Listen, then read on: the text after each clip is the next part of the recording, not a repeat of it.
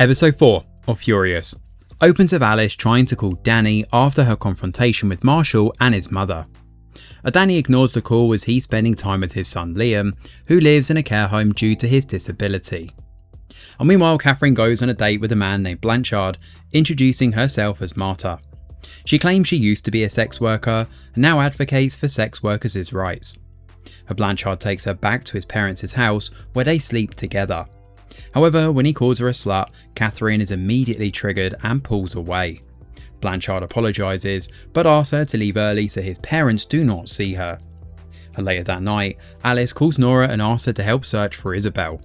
As they drive through the red light districts, Alice explains that with Caleb and Oliver dead, and Jay Easton terminally ill, Jay is likely going to be Catherine's next target.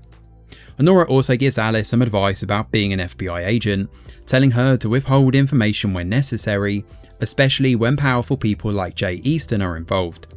The two search for leads on Isabel, but come up empty.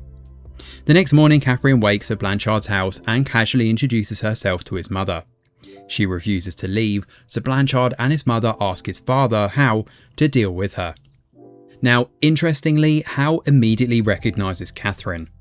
Inside the elevator, he questions her about the photo of Jay and Isabel, then threatens her.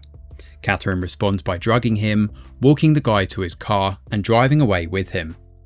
Meanwhile, Nora uses her private access code to search the child pornography database for any trace of Isabel, but she doesn't find anything.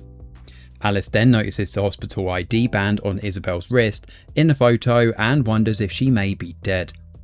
Nora searches the database and finds a report about an unidentified deceased minor.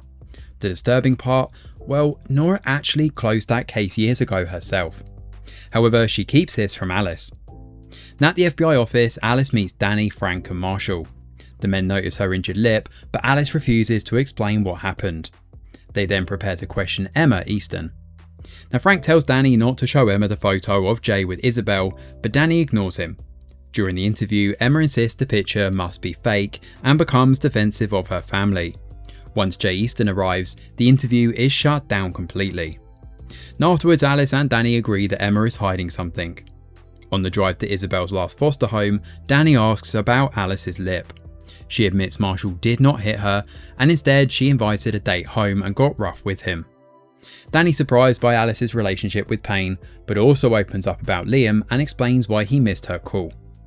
At Brightfield's group home, Alice and Danny meet Jolie, who shows them Isabel's belongings. Alice finds a drawing of Isabel with Adrian, while Jolie reveals Isabel may have been pregnant when she ran away at just 14 years old.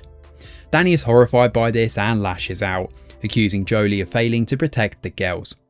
Alice then asks whether Isabel had any close friends, and Jolie mentions Catherine Grace and explains that Catherine copied everything Isabel did. She even acted out at other foster homes so she could be sent back to wherever Isabel was staying. Meanwhile, Nora attends a PTSD seminar led by Cynthia. During the discussion, Nora brings up anger as a symptom of trauma and mentions the Greek word orge. This visibly rattles Ed George, the senior agent connected to the old Isabel case. Nora follows him outside and reminds him about the investigation involving Jay Easton and the 15-year-old victim. She warns him that the FBI is looking into the case again, but Ed refuses to engage and instead confronts her about her drinking. On the drive home, Danny tells Alice that Liam living in a care facility is why the foster home hit him so hard. Alice then opens up about her own time in foster care, explaining that she ran away from home and her father refused to take her back. The conversation then turns personal, with Danny admitting he can no longer control his feelings for her. Overwhelmed, he gets out of the car to smoke in the pouring rain, which Alice finds pretty amusing. Later on, Marshall goes to Nora and reports that Alice threatened him with a gun. Nora then calls Alice and removes her from the investigation, but Alice has already found the report about Isabel's unidentified body and realises Nora was directly involved in the original case.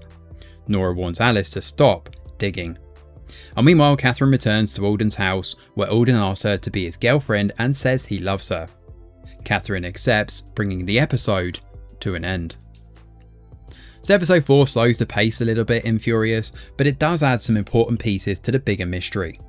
Catherine kidnapping Hal strongly suggests he knows exactly what happened to Isabel, and the fact he recognises her immediately says a lot about his character. The Nora side of the story is becoming a little bit more suspicious too. She clearly has a connection to Isabel's case, and her drinking may well be tied to whatever happened back then. Whether she buried the case willingly or was pressured into it by someone like Ed George remains to be seen though. Now Alice also continues to be one of the strongest parts of the show. Her trauma is messy, uncomfortable, and not exactly easy to watch at times, but it feels deliberately complicated rather than cleanly heroic. The show is clearly drawing parallels between Alice, Catherine, and Nora now. All three women are essentially the core of this show and carrying rage in very different ways. That Greek mythology thread around Medusa is now added with the Greek word orge too, which feels like the show is underlining the same idea, that these women are not just angry out of nowhere, they were made furious by the men around them. Overall, this is not quite as sharp as the previous episode, but it does a pretty good job pushing the larger conspiracy forward, while making it clear that Isabel's death is probably the key to everything. Thanks for watching, and do let us know your thoughts in the comments below. Smash a like or subscribe to the channel, your support is very much appreciated. I'm Greg Wheeler, and from all of us over here at The Review Geek, we'll see you on the next video.